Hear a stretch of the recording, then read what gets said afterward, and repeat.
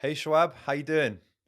I'm good, thanks. How are you? I'm very, very good, thanks. It's so exciting to have you on the podcast. I've been following you on LinkedIn for I think like a few months now.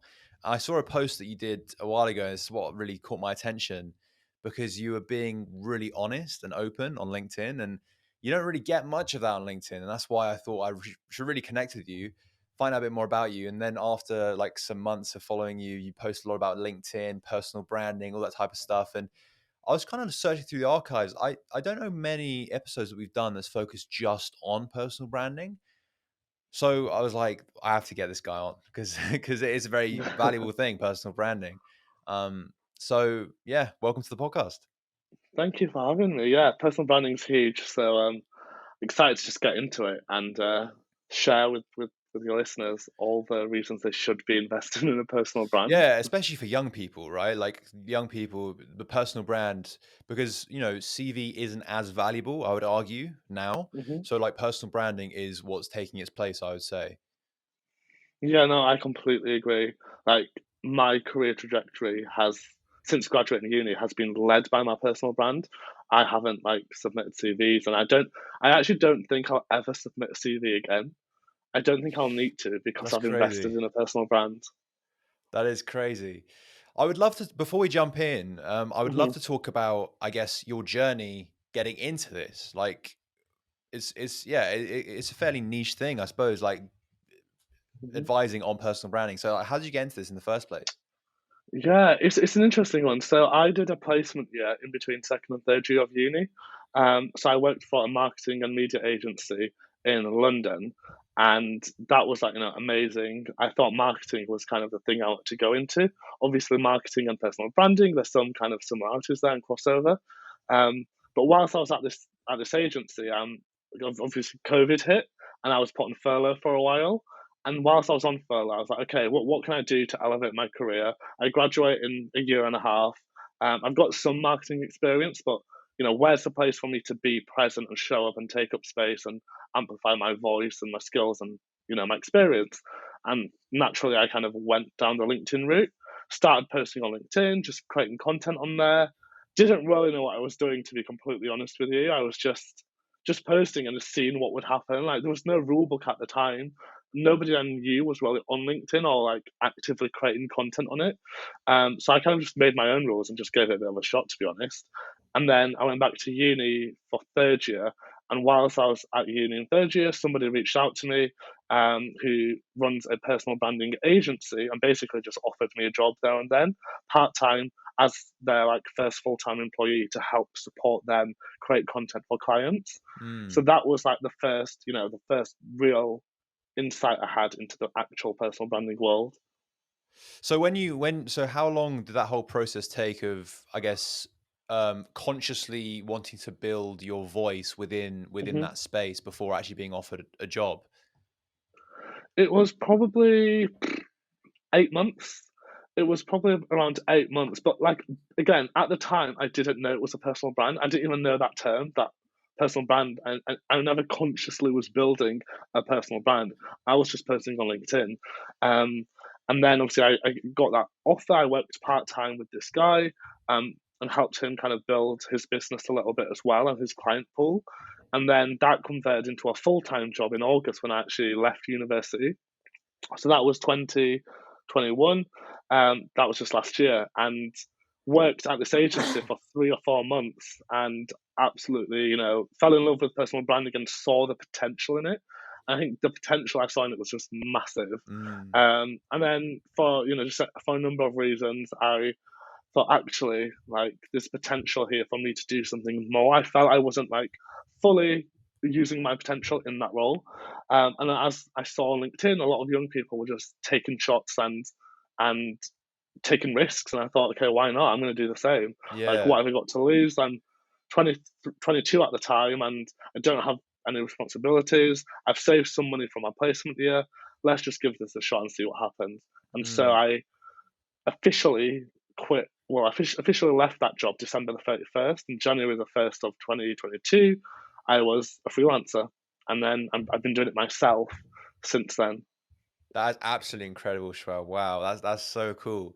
I would love to talk to you about. So before we jump into how to actually build a personal brand, you alluded to obviously you built your voice. You didn't know what a personal brand was at that time, but you built Yeah. your voice on LinkedIn. You hmm talked about having like getting that job. I'm assuming you didn't submit a CV for that job. No, no, I didn't. It was actually a message on LinkedIn. Yeah, Um, and that crazy. was it. I mean, whilst I was on furlough and I first started posting on LinkedIn, obviously at that time, not a lot of people were doing it, or at least not a lot of people in my network were doing it. So I actually created like a little mini PDF document that was helping other people. Like Mm, join LinkedIn and basically like a how-to guide, how to use LinkedIn. And looking back, it was absolutely shit. Like the advice I was given wasn't great, but that's because I'd been doing it for 2 months, and I was like, you know, what, I'm gonna do something with it. Um, and based on that guide, I asked a few different people to feature in the guide, people who had, you know, a lot more experience than me, because I think that's something that's massively important and how I've pivoted my career. Like, get help from people who are where you want to be. mm, So that's exactly what I did. And um, the person who eventually kind of offered me a job, I actually asked him to feature in the guide 8 months crazy. previously. And then obviously he saw the success of the guide and it was downloaded Yeah. quite a lot. And then, yeah, it turned into a full time job offer. And then from the full time job offer, it turned into me being freelance, setting up my own business, having my own clients, and then being Mm. here today. That's incredible, man. Well done. But so what I really wanted to get from that was hmm so you built your personal brand. Just in terms of before we jump into this question, just give people an idea of I guess some numbers that you're sitting on now, just so they understand the progress. Okay, so right now I have around 12,500 LinkedIn followers, which, you know, is a decent audience. It's not massive by any means. You know, there's other people on LinkedIn soaring much higher Mm, than that. But I think what I've really realized is the value of engagement and the quality of your audience and your community. I was only able ever to start my business because of my community. So it's like being a snowball effect where I built my personal brand, I made connections on LinkedIn. Those connections turned into my first ever clients. Those yeah. clients then referred me other people.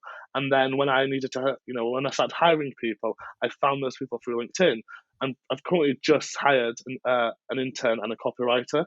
So they, again, I found through LinkedIn. And so that 12,500, you know, in that is so much value. And then, I Mm, mean, that's just my following itself. In terms of yeah. my engagement on my content, I've probably had around kind of 10 million views in the last 8 months, Mm, fully organic. But for my clients, we're talking like over 30 million views, over 150,000 extra followers between them, all organic stuff, which you don't really see on other platforms anymore. mm, TikTok's the only other platform that has that organic potential, and yeah. LinkedIn's the other one, but I just don't think people are utilizing it enough. And also, especially for careers, it's the go-to place where all business-minded people are. So it's definitely there's huge potential on this platform. I don't think it's going to last forever as well. I don't think it'll last forever. So you know, take advantage of it whilst you can. That is a great piece of advice to be honest, because so I just want to like sum that up a bit more before I ask this question Mm, because so you say you have around 12,000 followers on LinkedIn, which yeah, as you said, it's not massive, but the value that you're getting from that 12,000 is huge, right? yeah. Like yeah, I mean, we'll jump into the sort of benefits, like the opportunities that have arisen from that. But then you also have hmm got 10 million views within the last year, was it? Like just from the 12,000 followers? Yes. So what happens on LinkedIn? How the platform, the algorithm essentially works is if people in your network like your content, that your content gets shown to their following. So it's like this extrapolative effect. So I might have 12,000 followers. If they might see my content, if they like and engage with that content, it's shown on the news feeds of their audiences. Mm, So suddenly you've got you know, you might have a 5,000 initial pool, and then if they all kind of engage in some way, even if 100 people engage with it, the reach of that is going to increase tenfold. yeah. And it's just the potential with it is massive. That's incredible. So with that 12,000 followers that you got to that level of engagement. Tell us like just give a few examples just so like young people kind of like understand like the value of this because it's been shouted about so many times like building a Yeah. personal brand is amazing. but it's like, what can you actually get from doing that? So what have been the, I guess, apart from getting that job that you alluded to, Hmm. what have been the sort of opportunities that have arisen, the results that you've seen from building your personal brand? Hmm. Good question. I'm trying to think where to start, to be honest. I mean, since January, I'd say, since I set up as a freelancer, I've probably had about 12 job offers. Um, all like really good job offers. I'm just trying to put myself in the mindset of when I graduated university last year, and I was looking for jobs, around like the 25K mark, really reputable companies and grad schemes. Now I'm getting job offers, headhunted, literally being handed a job without having to interview or even submit a CV at like 70K a year. Like offices in New York. I had one job that offered me like accommodation in New York, a company car, and all the roles we're talking about, like head of brand, director of marketing, head of social, for some really, really cool, innovative startups. And if I said that I'd be offered those jobs last year, at this time last year, I'd be like, what? That's Yeah, yeah, mental. Like, yeah. that's mental. Because I keep reminding myself where I was, and now seeing where the kind of opportunities coming my way is just insane. But apart from like job offers as well, obviously I've been able to set up my own business from scratch. I've been able to start as a freelancer and then scale a business to now 19 clients, about to sign on another two, but I also have a waiting list of 12 who are just kind of waiting for me to increase my team so they can come on board. And I Mm. haven't sent a single cold email. I haven't even DM'd anybody for work. Like, it's fully inbound. It's I post content on LinkedIn. Sometimes I post my results. People see that and they DM me like, "I'd love to work with you." And I'm like, "Okay, great. I'm fully booked. There's a waiting list. I'll put you on it." But like, it's just mental. Like that can happen just from creating content on LinkedIn. Other stuff Yeah, is like PR opportunities. So I've podcast example, like this is a perfect yeah, example. exactly. Yeah. um I did another podcast yesterday. I've got a message this morning for another one next week. And just like guest speaking conferences. I was invited back to my university to deliver a session to students there on how they can build their brand. And then, in January, I was on a panel event with moderating a discussion with the head of marketing at LinkedIn for Europe, Africa, and Asia. And, like huge companies won the panel, these CEOs, and then there was just me, like little old me freelancing. And to just be brushing shoulders with those kinds of people. Yeah. Again, the other advantage is all my clients are CEOs and directors of companies. Mm. So just the wealth of knowledge that I have access to is insane. We're talking Mm. people who have scaled a business from nothing into seven-figure agencies, who have scaled teams from nothing to like 50 in a year. And just having access and being on a call with them and having them on WhatsApp to send voice notes to and ask questions, and them just like constantly be feeding me this knowledge and wisdom. Like, you just don't get that. You don't get that anywhere Yeah. else. That's incredible, man. And just to like highlight for people listening, that is those sort of results that you talk about, which have all been within the last year, you said have been like they're all Yeah, incredible things, only from like 12,000, 13,000 followers on LinkedIn. Like in the grand scheme of things, that's not that many, but the results that you're it's getting not. is phenomenal. That's incredible. Yeah, I think it really shows like the power of your community. I think a lot of people when they first start out on any social platform, they're like chasing the numbers and they're doing anything they can to increase the numbers. Whereas actually, I think there's a huge benefit in. Obviously, you need the numbers to have that reach and visibility, but there's also a point where you have to stop and think, what is the brand that I'm creating, and how am Yeah. I coming across, and what kind of content am I creating? How am I being seen? Am I inserting myself in the right communities to get noticed by the right people? So it's quite strategy driven as well, especially the Mm. work that I do with my clients. Some of them, have 30,000 followers, and some of them have 5,000 followers, and they're getting the same results. They're getting inbound leads, they're getting invites to podcasts, they're getting recognised in the street as well. So quite a few of them No message way. me like, they're like, "Yeah, I was on the tube this morning, and somebody approached me saying, 'Are you the guy from LinkedIn?'" So yeah, it's mental, and that's people with like just a few thousand followers even. Yeah. But it's because you make the impact. I think that's the key word here. There can be 100 people in your newsfeed, but you've got to be the one who makes the impact and the one who someone's going to remember when they log out of LinkedIn. I Mm. think that's like the real marker of success with a personal brand. That's an amazing advice. Schwab, let's move on to, I guess, how to, because you talk about strategy, right? So how do you Hmm. actually, I know it's very top level and we'll go a bit deeper into this, but Yeah. step by step for people listening that want to get into personal branding, to build their own personal brand, how would you do that? Okay. So top level strategy.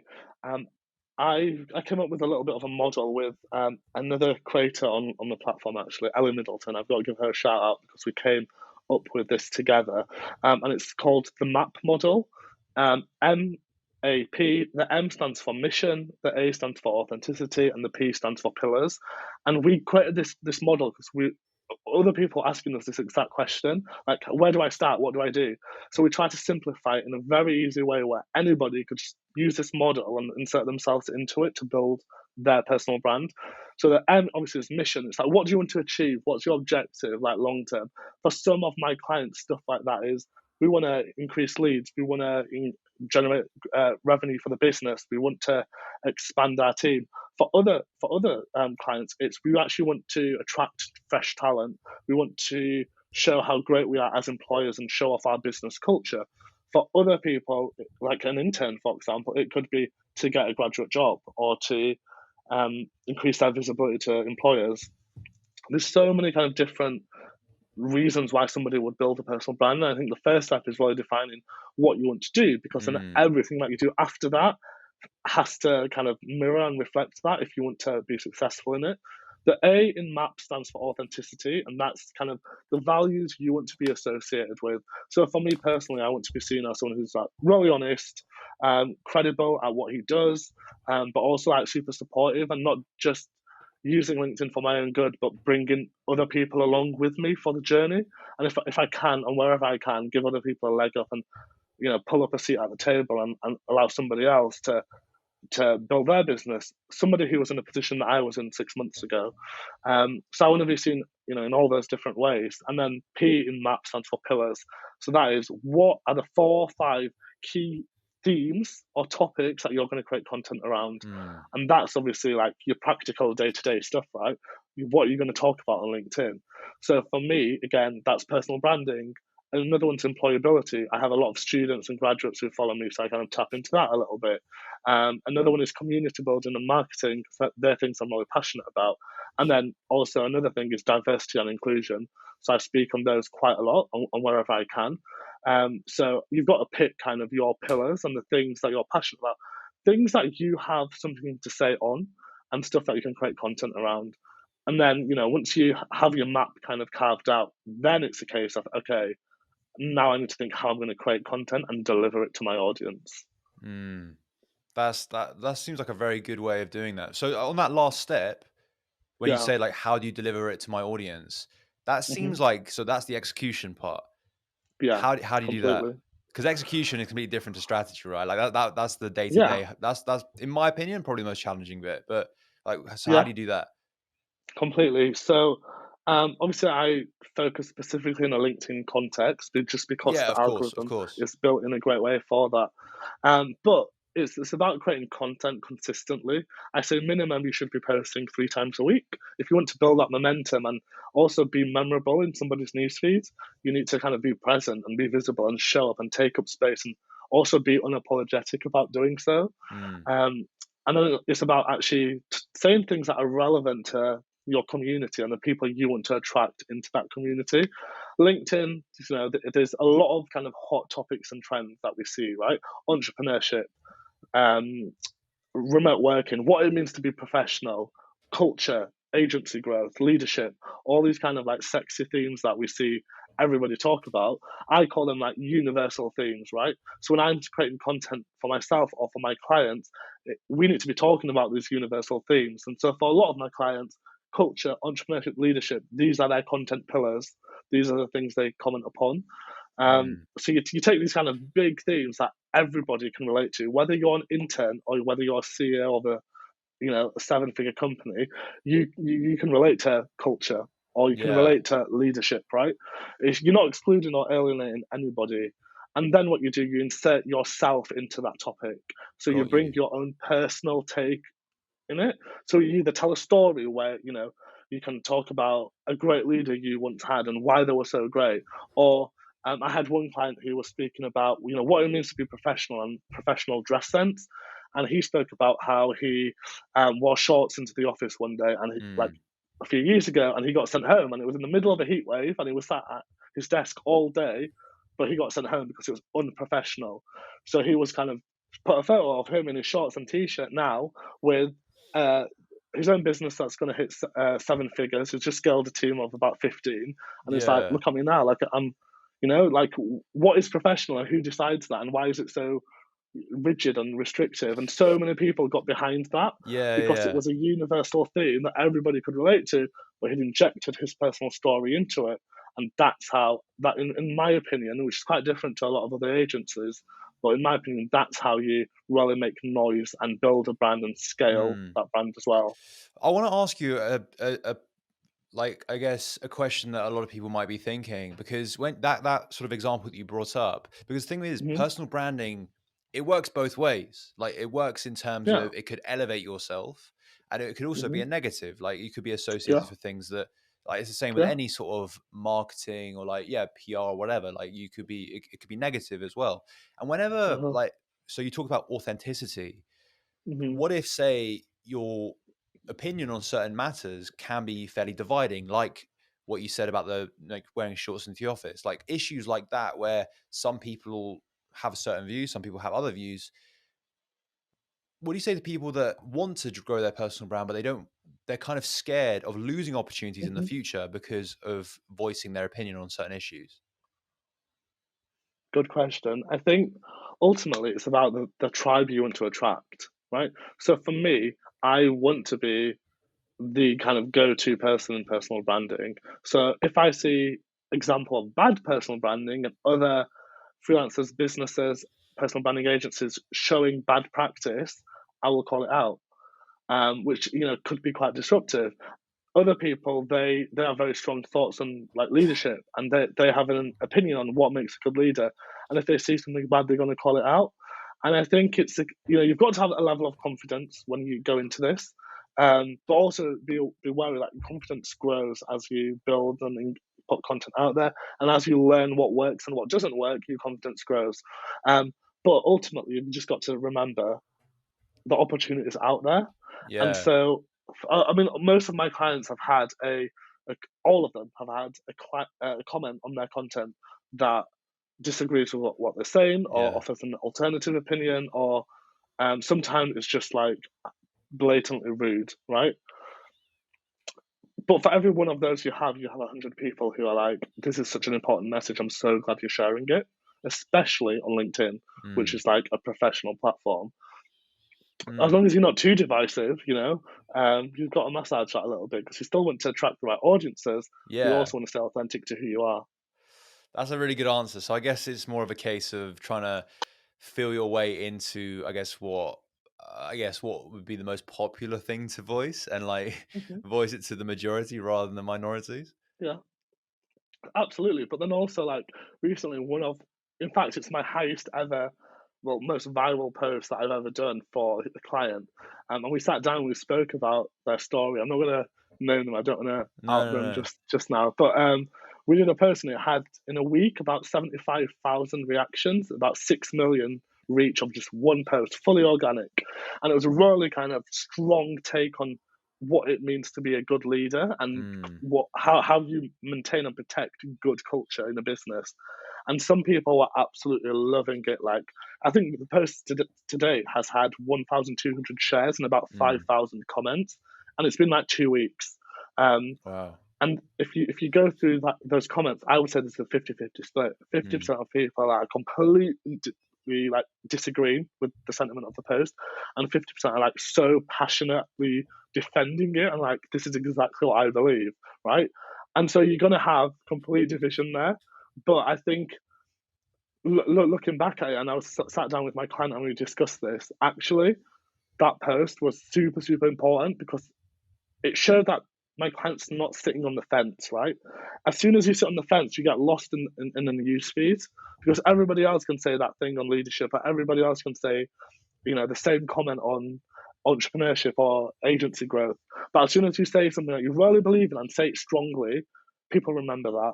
Mm, And when people remember you, they will get behind you. And the stronger your kind of opinions are, and the more you say them with conviction, then I think the more people get behind it. Off the back of that post, that client got 6,000 followers off one mm. post. Even though it was like So 50-50 split, it was fairly divisive, I would say. yeah, yeah, 100%. Yeah, 6,000 followers in from one post, because although you had so many people that disagreed, there were so many people who were so like passionate about it that they went and took the time to follow him, connect with him, and Mm, engage with his other content.